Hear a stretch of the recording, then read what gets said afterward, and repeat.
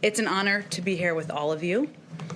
When the President asked me to serve in this role, we talked about the importance of bringing truth and transparency back to the briefing room. And he asked me to ensure we are communicating about the policies across the Biden-Harris administration and the work his team is doing every single day on behalf of all American people. There will be times when we see things differently in this room, among all of us. That's okay. That's part of our democracy, and rebuilding trust with the American people will be central to our focus in the press office and in the White House every single day. So we had a very busy and active day today, as you all know, but I wanted to take a moment to go through the 15 executive actions, or highlights of them, I should say, and some of the steps that the President asked agencies to take today. You should have all received copies of the executive orders as well as the accompanying fact sheets, but I want to take this moment to highlight them for the American public who are watching at home.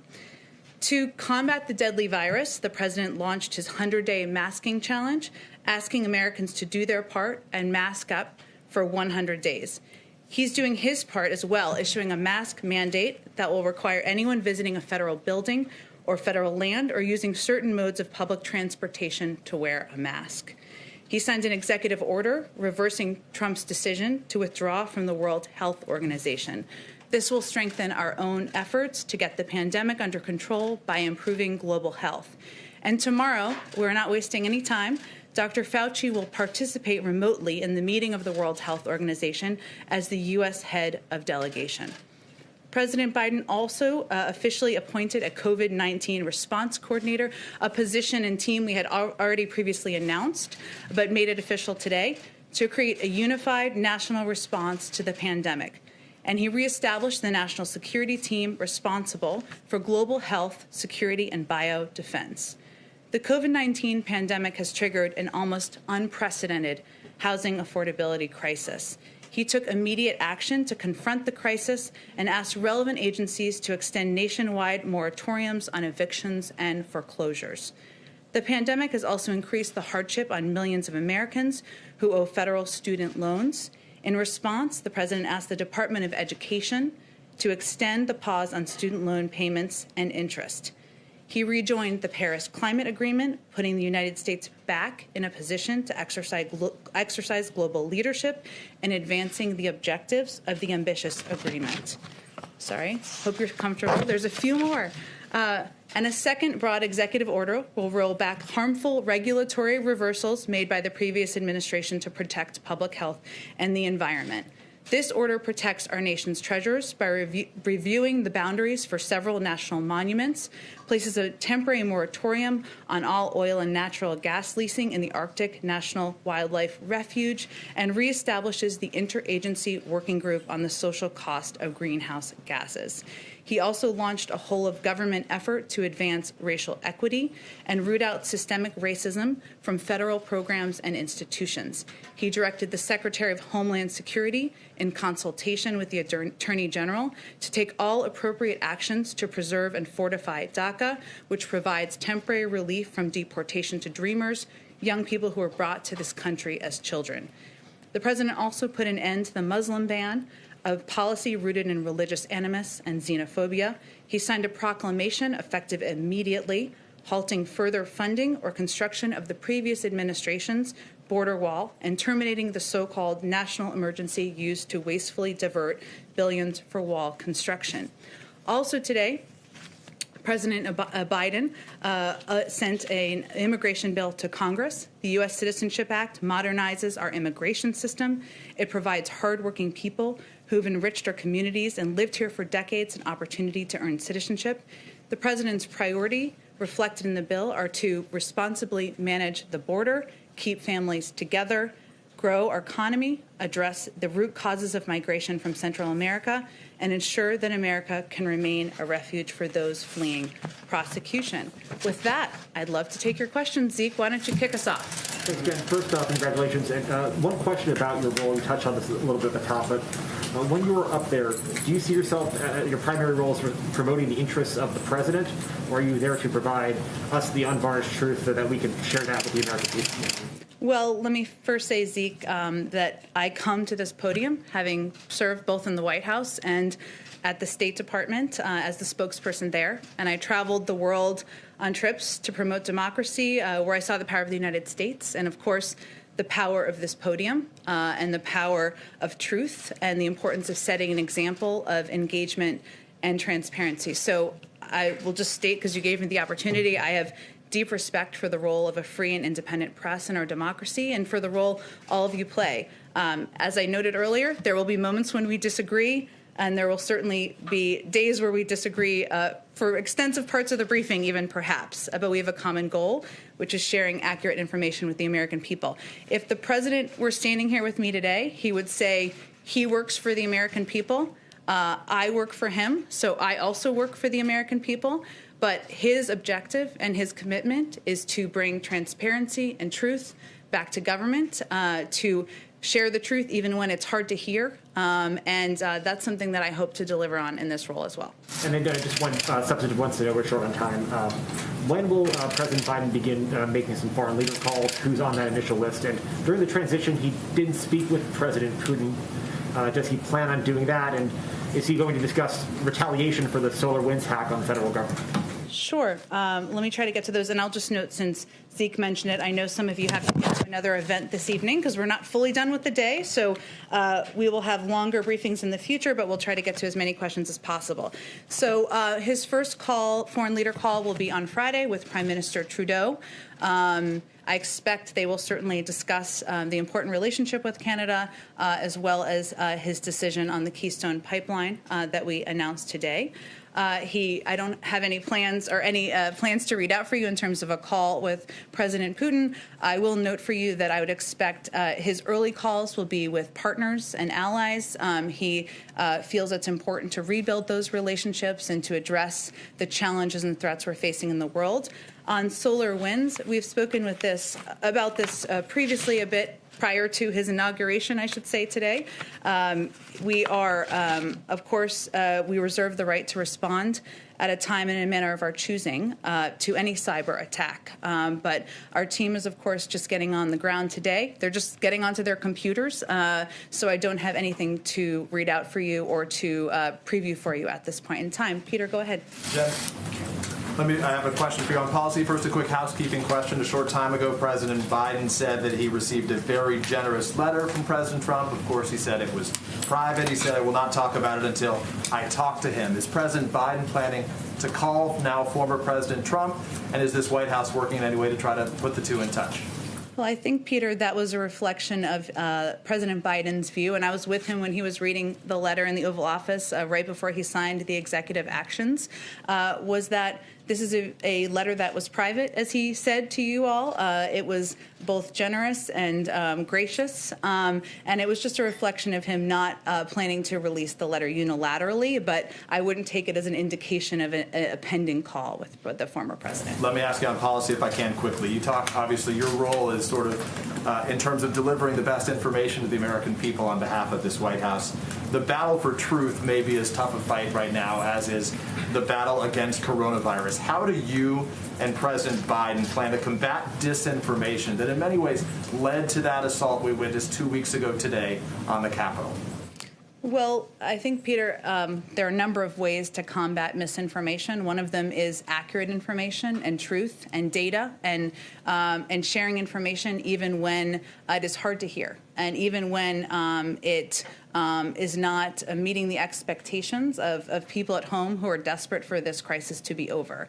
We'll have more to share with you in the next few days, hopefully before the weekend. But what we plan to do is not just return these daily briefings Monday through Friday, not Saturdays and Sundays. I'm not a monster, but also to return briefings with our health officials and public health officials. We want to do those regularly in a dependable way with data shared with all of you and with the public, so that they can also track progress we're making on getting the pandemic under control. As it relates to the cabinet, if I can quickly, we know President Biden's beginning without a single member of his cabinet confirmed. What is your understanding on how quickly those confirmations will happen, and when should we expect additional nominations and ambassadorships to be announced?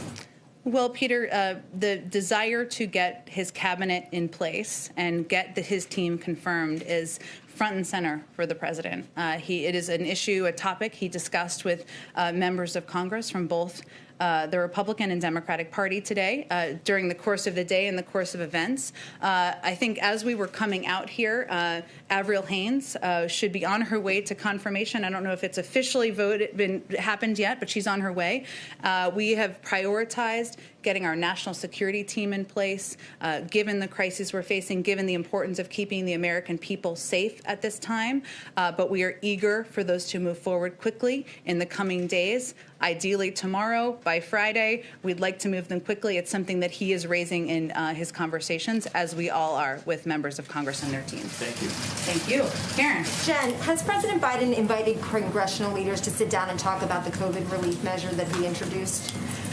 Well, he has been discussing the COVID relief measures, the entire package that has, as you know, unemployment insurance. It has relief and assistance for the American people. It also has money to reopen schools, which I know as a mother impacts all of us. But he has been discussing that with Democrats and Republicans since long before he was sworn in today. Today was a day where he had conversations about working together in terms of getting his team in place, on his agenda moving forward.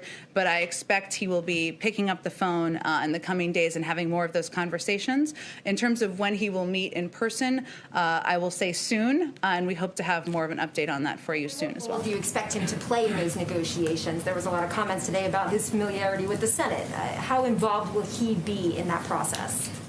He will be quite involved. There is the issue that he wakes up every day focused on is getting the pandemic under control. The issue he goes to bed every night focused on is getting the pandemic under control. This package is a pivotal step to doing that. And it has assistance for the American people to make that bridge financially. It also has essential funding for vaccine distribution. He will be very involved. He will not be the only one. We have a whole team here of senior staff, of course, but as you noted, he is not a stranger to the Senate. He served there for 36 years. Many of these people, many of the members on both sides of the aisle he served with over that time, and I expect he will be quite involved in the process. Go ahead, Jen. So on this COVID relief package, Senator Romney was already saying to reporters today that he doesn't see a need for another virus relief package, and he's the kind of Republican vote you're likely going to be trying to get. So how long are you willing to try to work to get Republican support before you decide to go through the budget reconciliation process instead? Well, as you know, because you all cover it, and as I've stated a couple times here today, we are in the middle of an urgent crisis in this country. It's not just impacting Democrats, it's impacting Republicans, it's impacting red states and blue states. And this plan is intended to address the suffering of the American people. So we hope, and frankly, we expect Republicans in Congress and Democrats, too, will support assistance that will bring relief to the people they represent. This is a conversation. He, of course, gave a primetime address, as you all know, last week. It seems like a long time ago, but it wasn't, to announce his specifics. And he has already had a number of conversations with Democrats and the Republicans. Those will continue. His clear preference is to move forward with a bipartisan bill. There's no question about it. But we are also not going to take any tools off the table for how the House and Senate can get this urgent package done. So we are only less than a day has he been president of the United States, but he is going to continue to work with members of both parties to get it done. Francesca, go ahead. Thank you, Jen. I do have a question about reopening schools, but I just want to pick up where she left off on that and note that Republicans, including Lindsey Graham, who's expected to be the Senate Budget Committee ranking member, have already said that the price tag on the president's proposal is too high for them. So is there any wiggle room on that number, and has he already begun negotiations with Mitch McConnell? Well, first, the package wasn't designed with the number 1.9 trillion as a starting point. It was designed with the components that were necessary to give people the relief they needed. So what's challenging is, what are you going to cut? Are you going to cut funding for vaccinations? Are you going to cut funding for unemployment insurance? Are you going to cut funding for reopening schools? But it was laid out as his proposal based on recommendations from economists, recommendations from health experts. And as you've also seen, there have been also an outpouring of support from everyone from Bernie Sanders to the Chamber of Commerce for the package and the components in it. But this is a discussion. It's a conversation. And he is no stranger to the process of bill making. So we're at the beginning of the process, and as we continue, there'll be conversations with members of both parties of what will be in a final package. And rarely does it look exactly like the initial package that is proposed. With regards to reopening schools, what level of vaccination in teachers or students or level of testing does the administration think would be appropriate in order to meet the target date that the president has set?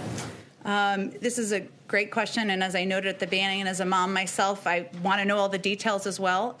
We're going to have more to share from our health experts in the coming days, and I will venture to get them in here to give you all a briefing on the specifics, but we really want to lean into them on their expertise on that front. Go ahead. I'll come right to you right next. Go ahead. President Biden promised to end all new oil and gas leasing on federal lands when he was a candidate. The order that you just mentioned that he signed today was much narrower than that. It's a temporary moratorium, and it only applies to ANWR. And there's some debate about whether he has the legal flexibility to even follow through with his full promise. Does the administration still have that commitment today to we end do, that leasing? and the leases will be reviewed by our team. We just have only been in office for less than a day now, and I will just, since you gave me the opportunity, just also confirm for all of you, all of our executive actions that we released today were reviewed by the career staff at the OLC. We went through that process in advance of releasing them. That took a great deal of work from our policy teams, but that was a vital part of the process for us as well. Talk a little bit just about the kind of the preparations for getting the White House ready and safe for the new president. It's been reported that you did $500,000 worth of deep cleaning. Could you talk about the measures that you took to ensure that the president is safe? Well, I would refer you to the General Services Administration, who oversees any steps like that. What I can speak to, if it's of interest, of the steps we're all taking to make sure that we are safe, he is safe, you are all safe. Those include daily testing when we're in the White House. It includes wearing N95 masks. I wore it out, of course, here today, and will continue to do that. It includes stringent rules about social distancing and abiding by that in the building. That keeps us safe, but we're also, the president has asked us to also be models to the American people, and that's vitally important to us as well. So there are a number of new COVID steps, precautions that we've put in place as of today. Go ahead all the way in the back. Thank you so much, Jen. Thank you for doing this on a daily basis again. So climate change being one of the priorities, how does President Biden plan to work with Brazil? During the campaign, Biden criticized Brazil on deforestation, and then the Brazilian president criticized Biden back, and he was the last one to congratulate President Biden on his election. What is the expectation for their relationship, and does he plan to speak with the Brazilian president?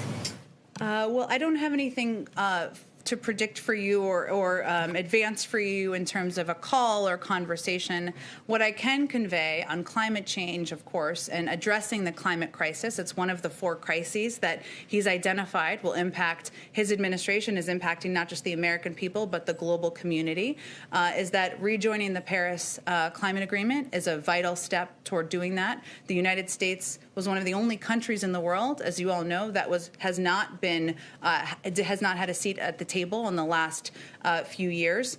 A little technical step there is we have submitted that to the UN Secretary General, and it will take approximately 30 days for that to take place. But I use that as an example because that's one step, but we also know that we need to be models here at home as we are addressing an issue like this. The United States continues to be one of the world's largest emitters of greenhouse gases, and we need to put in place policies and take steps here to address that as well. But I'm sure we'll have more to discuss on Brazil in the coming months. Go ahead right there. What are the next steps when it comes to Iran, and does the president have any plans to rejoin the nuclear deal?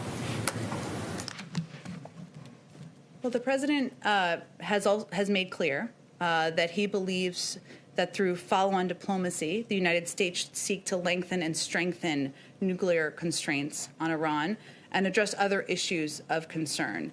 Iran must resume compliance with significant nuclear constraints under the deal in order for that to proceed. I will say that, as I noted a little bit earlier, we would expect that some of his earlier conversations with foreign counterparts or foreign leaders will be with partners and allies, and that we would certainly anticipate that this would be part of the discussion. And then could you just give us some color about what it was like for him going into the Oval Office? He's been waiting for this for so long. What was his reaction? Well, I spent a little time with him earlier, and he had an incredible sense of calm. And he, and a sense of some joy, of course. He spent the day with his family and his grandchildren and his children, and that always has an impact, I think. He also said he felt like he was coming home. Remember, he spent 8 years here as the vice president, playing an important role as a partner to President Obama. And, that was the emotion that overtook him today.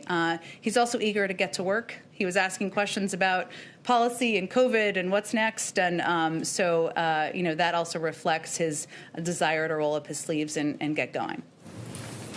Let's see. I'm sorry. I told you I was going to ask you. I just skipped over you. Go ahead. Right. I'll take it now. So if President Biden wants a theme of his presidency to be unifying the country, does he think that Nancy Pelosi and Chuck Schumer should drop a potentially divisive Senate impeachment trial?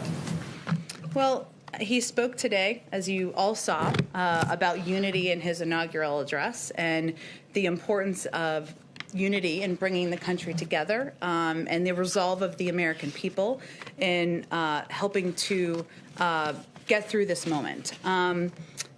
We are confident, though, that just like the American people can, the Senate can also multitask, and they can do their constitutional duty while continuing to conduct the business of the American people. And his view is that the way to bring the country together is to address the problems we're facing. And so that means getting this COVID relief package through, having Democrats and Republicans take a serious look at that and have conversations with each other about how to move it forward. And he's going to leave the mechanics, the timing, and the specifics of how Congress moves forward on impeachment to them. And a quick follow-up. On President Trump's inauguration day, he filed the paperwork to run for re-election, same day. Does President Biden have any plans to do that today, late, or in the coming days? I will say, having talked to him today, his focus is not on politics. It is on getting to work and solving the problems of the American people. And as he noted on the campaign, he will wait until sometime into his first term to speak more about his political plans moving forward. Go ahead. Yeah, thank you, Jen. The president pledged today to repair alliances. Has he planned his first foreign trip yet? Wow, we're only 7 hours in here. You're ready for the foreign trip. I'm ready, too. I don't have any details on a foreign trip to lay out for you at this point in time. Hopefully, we will at some point in time. Go ahead all the way in the back. Yeah, hi. Congratulations on your new position. Owen Jensen with EWTN Global Catholic Network. Two big concerns for pro-life Americans. The Hyde Amendment, which, of course, keeps taxpayer dollars, as you know, from paying for abortions, Medicaid abortions, and the Mexico City policy, which under the previous administration they expanded to keep tax dollars from overseas paying for abortions. So what is President Biden planning on doing on those two items right now? Well, I think we'll have more to say on the Mexico City policy in the coming days. But I will just take the opportunity to remind all of you that he is a devout Catholic and somebody who attends church regularly. He started his day attending church with his family this morning, but I don't have anything more for you on that. Go ahead. Yeah, as president-elect, he talked about the possibilities of using the Defense Production Act to ramp up the production of vaccines. Having looked at more data, does he still feel that's necessary? Was that included, for example, in anything that he signed today? We'll stay tuned. We'll do this again tomorrow, and there may be more specifics to share on plans on COVID tomorrow. I expect there will be, including more details on the Defense Production Act. He absolutely remains committed to invoking the Defense Production Act in order to get the supply and the materials needed to get the vaccine out to Americans across the country, and remains committed to his goal of getting 100 million shots in the arms of Americans in the first 100 days. Go ahead. Thank you very much. The President talked movingly about unity today. And I've heard from people who say, well, that's just talk. They want to know what action they're going to see to show that kind of unity.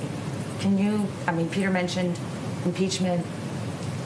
Can you tell us what kind of action we can expect to see that will assure people that he wants to reach out to people who voted for him and people who did not? Sure.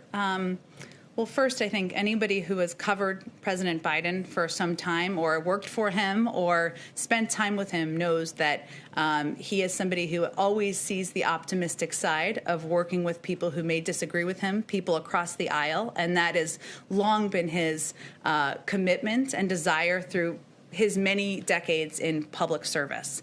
So his own history tells you how committed he is. But, part of it is his words, which he shared today with the American public on quite a big stage. Also his actions. He has reached out to not just Democratic members of Congress, but also Republicans. Not just Democratic governors, but also Republicans. Not just Democratic mayors, but also Republicans.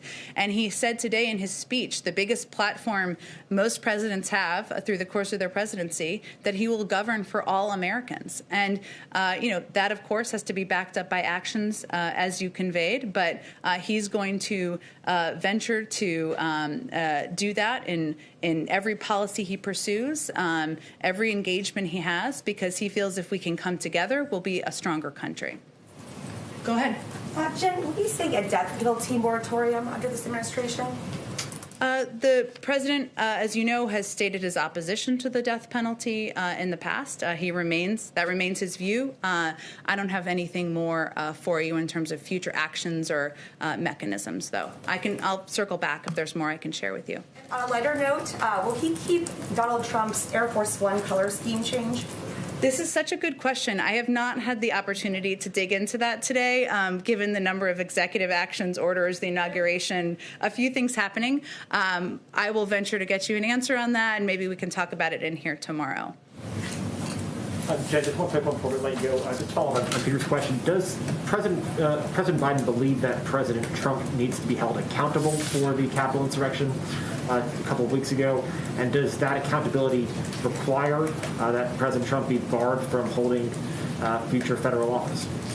Well, Zeke, he has spoken very firmly and fiercely, publicly, about his views of the horrific events on January 6th. And he has also, of course, spoken with members of Congress about that, as you all know.